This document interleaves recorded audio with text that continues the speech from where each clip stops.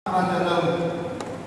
Dalam beberapa hari saja mereka berseru, salibkan dia, salibkan dia. Apa yang terjadi pada skala ini?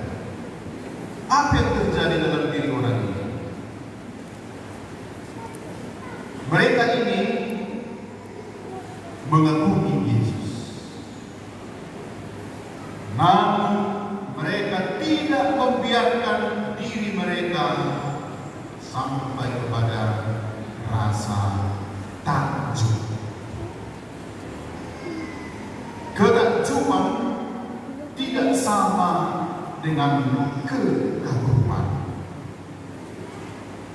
Mereka kagum akan perbuatan Yesus. Kagum ketika Yesus bisa menyembuhkan orang sakit. Kagum ketika Yesus bisa mengajar dengan penuh kuasa. Kekaguman itu bersifat duniawi karena sering mengikuti selera dan harapan manusia. Saya kagum kepada Jonathan ketika dia bisa mengalahkan Anthony Ginting di Piala Berpulang. Kagum menyaksikan orang yang bisa bersirkus. Kagum ketika melihat orang bisa bernyanyi dengan suara yang sangat tinggi dan juga suara yang sangat rendah. Kagum itu ada ketika selera kita terpenuhi, ketika ekspektasi kita terkabulkan. Sebaliknya, saudara-saudari, takjub itu berbeda. Takjub itu ketika seseorang itu menjadi terbuka terhadap orang lain, terbuka terhadap hal yang baru, dan rasa takjub itu tidak dijawab dengan tepuk tangan.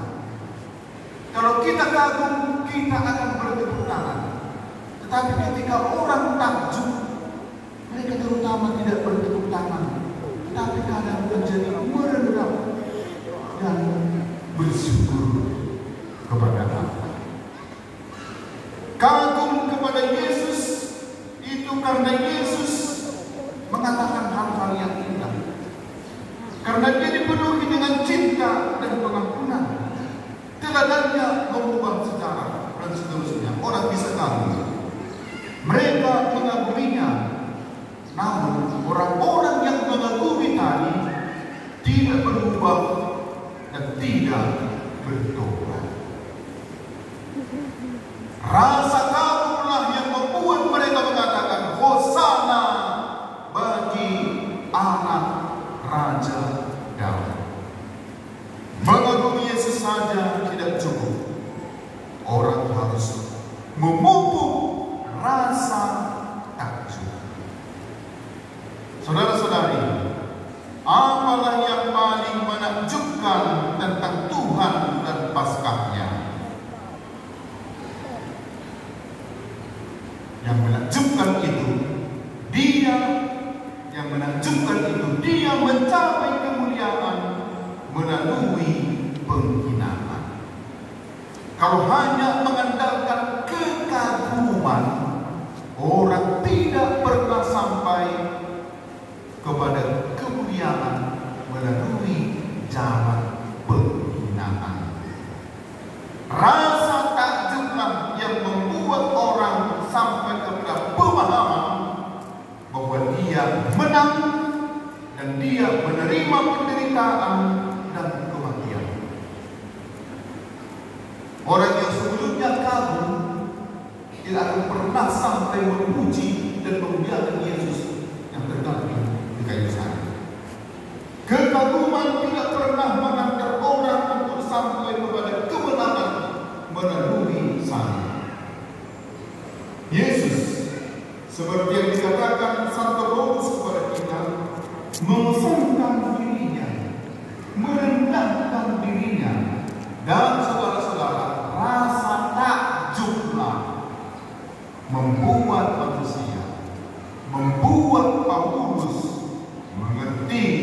arti dari ketinggian salib.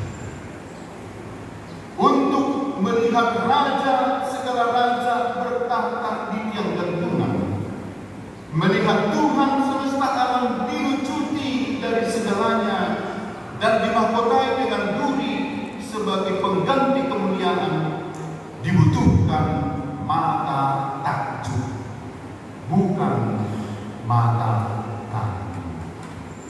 Mata takjub dibutuhkan untuk sampai kepada penglihatan bahwa Dia yang disalibkan itu merupakan personifikasi kebaikan, kendati dihina, dipukuli, dan mati.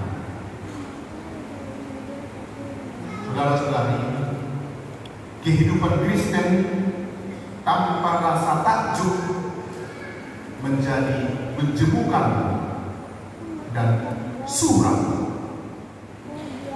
Bagaimana kita bisa berbicara tentang sukacita bertemu dengan Yesus kecuali kita setiap hari mempunyai rasa takjub dengan kasih-Nya. Kasih-Nya yang memberi kita pengampunan, kasih-Nya yang memungkinkan untuk memulai sesuatu awal yang baru. Ketika iman tidak lagi mengalami rasa takjub, ia menjadi tumpul. Ia menjadi buta terhadap keajaiban kasih, buta melihat keajaiban kasih dalam kesengsaraan dan kematian. Ia tidak dapat lagi mengecap roti hidup dan mendengar firman. Ia tidak dapat lagi merasakan keindahan saudara-saudara kita sebagai anugerah ciptaan. Selama pekan suci ini, marilah mengarahkan pandangan kita kepada salib dengan rahmat ke. Ketika Santo Fransiskus dari Assisi merenungkan Tuhan di salib, ia takjub, bukan takut. Dia dan kemudian menangis karena apa? Karena saudara-saudaranya tidak sampai kepada rasa takjub. Bagaimana dengan kita? Masihkah bisa kita tergerak oleh kasih Tuhan? Apakah kita sudah kehilangan kemampuan untuk takjub kepada Tuhan? Mungkin iman kita menjadi tumpul karena kebiasaan, karena rutinitas merayakan Ekaristi. Tidak ada lagi rasa takjub. Rasa takjub membuat orang rendah di hadapan Tuhan dan sangat memuliakan Allah yang begitu rela menyerahkan diri untuk mengasihi saya. Mungkin kita tetap terjebak pada penyesalan dan membiarkan diri kita dilumpuhkan oleh kekecewaan. Mungkin kita telah kehilangan kepercayaan atau bahkan rasa tidak berkata. Mari kita mengasah rasa takjub dalam diri. Mari kita memandang Yesus di salib dan berkata kepadanya, Tuhan, betapa Engkau mengasihiku, betapa berharga aku bagimu, dan ungkapan ini hanya diungkapkan oleh mereka yang mempunyai rasa takjub. Saudara-saudari, hari ini Injil menunjukkan kepada kita segera setelah kematian Yesus sebuah ikon ketakjuban yang luar biasa. Di penghujung kisah sengsara ditampilkan sebuah ikon ketakjuban yang luar biasa. Ini adalah adegan dari siapa? Perwira ketika melihat Yesus telah mati berkata demikian. Inilah orang yang takjub. Sungguh orang ini putra Allah.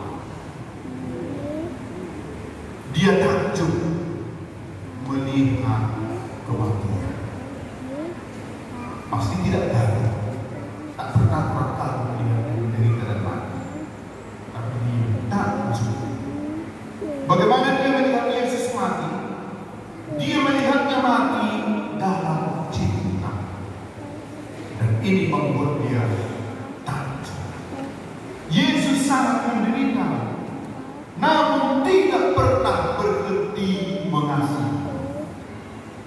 Dari salib, dalam penderitaan, dia berkata kepada Bapaknya, jangan tangguhkan dosa ini kepada mereka. Dalam keadaan menderita, dia tetap mengasihi dengan cara mengampuni. Perwira takjub. Inilah rasanya takjub di hadapan Tuhan, yang bahkan mampu mengasihi kematian dengan cinta. Dalam kasih yang cuma-cuma dan belum pernah terjadi sebelumnya, perwira kafir itu menemukan Tuhan.